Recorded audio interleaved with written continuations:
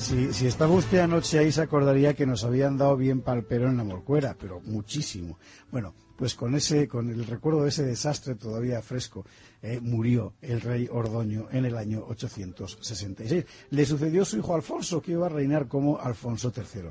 Y Alfonso va a ser un gran rey, victorioso en el campo de batalla, lúcido en los asuntos de gobierno, brillante en el plano cultural, pero sobre todo este nuevo rey Alfonso iba a darle un sentido histórico a la Reconquista. En buena medida, él fue quien dio significado al propio concepto de Reconquista, y al hacerlo demostró un talento político supremo. Pero detengámonos un momento, recapitulemos. Han pasado 150 años desde la invasión musulmana. En ese siglo y medio, el Reino de Asturias ha logrado sobrevivir pese a todos los peligros.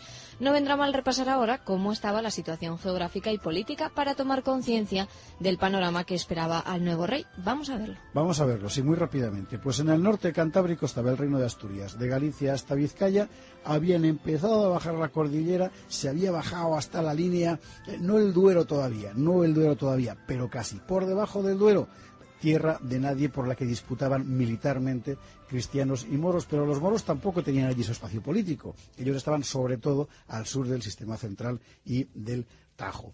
Y en la franja norte, en el Pirineo, digamos, pues iban naciendo los reinos cristianos. Ese era el paisaje que empezaba a planteársele ya al rey Alfonso III.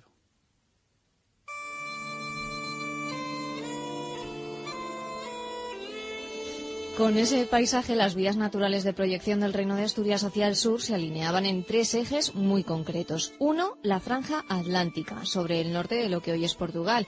Otro, el gran llano del Duero Medio, sobre Zamora, Valladolid y Palencia. El tercero es el área, el área entre el Alto Ebro y el Alto Duero, es decir, desde la Castilla originaria hasta La Rioja. Y son los mismos tres ejes en los que habían actuado los colonos en los decenios precedentes, los mismos cuya repoblación habían alentado los reyes desde Alfonso II el Casto, los mismos donde Ordoño había cosechado triunfos importantes y sonoras derrotas.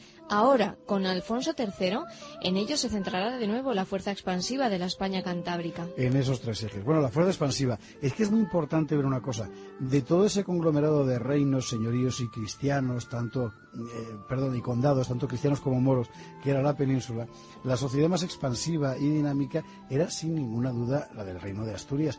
Partiendo de cero, había construido una entidad política propia que lograba mantenerse en condiciones muy adversas. Y no solo lograba mantenerse, sino que además año tras año iba ampliando su proyección hacia el sur, desbordando aquel marco inicial de la cordillera cantábrica.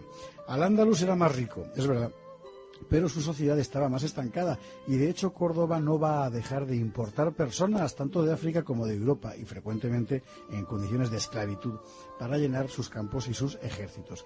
Y en cuanto a la España pirenaica, los condados de la Marca Hispánica, de Aragón, no estaban lo suficientemente articulados aún como para protagonizar procesos expansivos. Así que la fuerza más pujante de aquella España en el siglo IX era indiscutiblemente la cantábrica. ¿Por qué era la más pujante? ¿Qué es lo que hace a una sociedad más expansiva que otras? Pues aquí entran factores demográficos, económicos, sociales, políticos y culturales que vale la pena mencionar para entender mejor las cosas.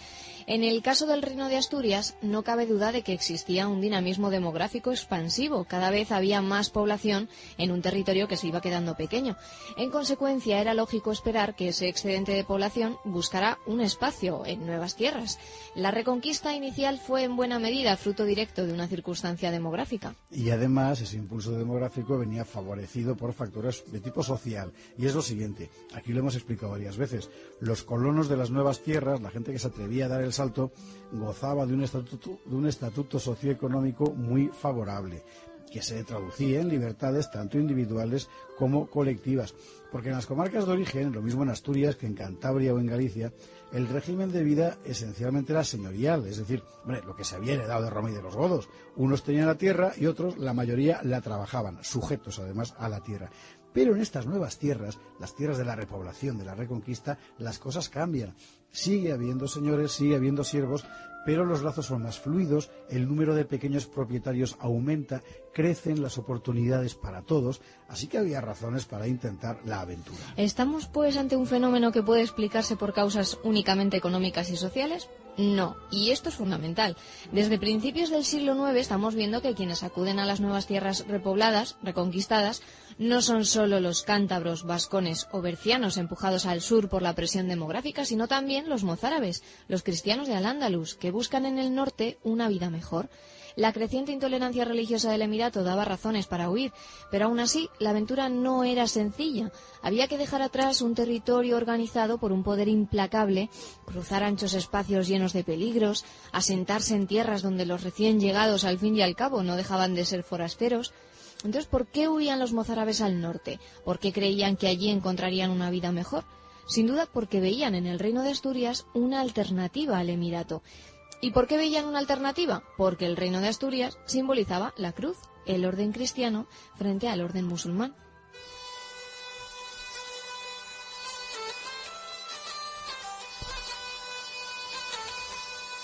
Y esto es de una importancia enorme, es decir, frente a la pujanza política, económica y militar del Emirato de Córdoba, el Reino de Oviedo había logrado construirse como la más visible alternativa cristiana al islamismo. Y esto no fue un azar, era una convicción generalizada, plenamente consciente en las élites religiosas y políticas del Reino de Asturias, al menos desde finales del siglo VIII. A partir de la obra de Beato de Liébana, que sin duda expresaba ideas más o menos extendidas, Asturias se identifica con la cruz y por tanto con la esencia de la Hispania romana y goda frente al invasor extranjero. La política de Alfonso II el Casto subrayó decididamente ese rasgo, de tal modo que el reino cristiano del norte se configura como una entidad política dotada de una legitimación religiosa e histórica. Una legitimación que actuaba como un discurso implícito, vamos a decir como una ideología, como una ideología que tenía la gente y que justificaba la existencia del reino. Y más aún, lo hacía imprescindible, necesario. Y lo era. De manera que en la gran fuerza expansiva de la sociedad cantábrica encontramos factores religiosos, culturales, políticos, sociales, económicos. Todos estos factores influyeron al mismo tiempo. En la historia rara vez pasan las cosas por una sola razón, Así que para hacer que la Reconquista naciera como un largo proceso que se prolongaría durante siglos sin interrupción, pues todos estos factores influyeron a la vez. Efectivamente. Bueno, ¿y el mérito de Alfonso III en este terreno cuál fue? Pues hacer plenamente consciente el proceso, explicar a la gente de su reino que la fuerza nacida en Covadonga tenía un sentido. Y ese sentido era este: el reino de Asturias era el heredero del reino godo de Toledo, es decir, era el depositario de la legitimidad religiosa e histórica de Hispania. Y por tanto a él, al reino de Asturias, le correspondía el derecho de gobernar el conjunto de las tierras que un día fueron cristianas. Así es como nace el concepto de la España perdida. Digamos que se hace consciente la idea de reconquista. Y ese fue el mensaje que Alfonso ordenó en 3 crónicas, las crónicas que ordenó redactar Alfonso III, la albeldense, la profética y la llamada de los reyes godos, que algunos autores atribuyen a la pluma del propio Alfonso.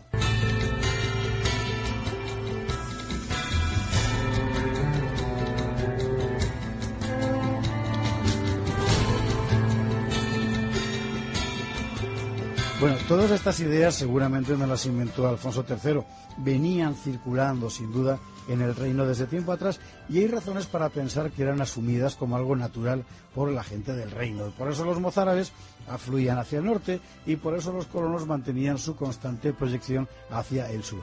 El reino de Asturias encarnaba un proyecto político, cultural, religioso e histórico. Y lo que Alfonso hizo fue poner por escrito el espíritu de su gente, el espíritu de la Reconquista, con letras y con obras. Y en los días siguientes, la semana que viene, vamos a ver cómo fue.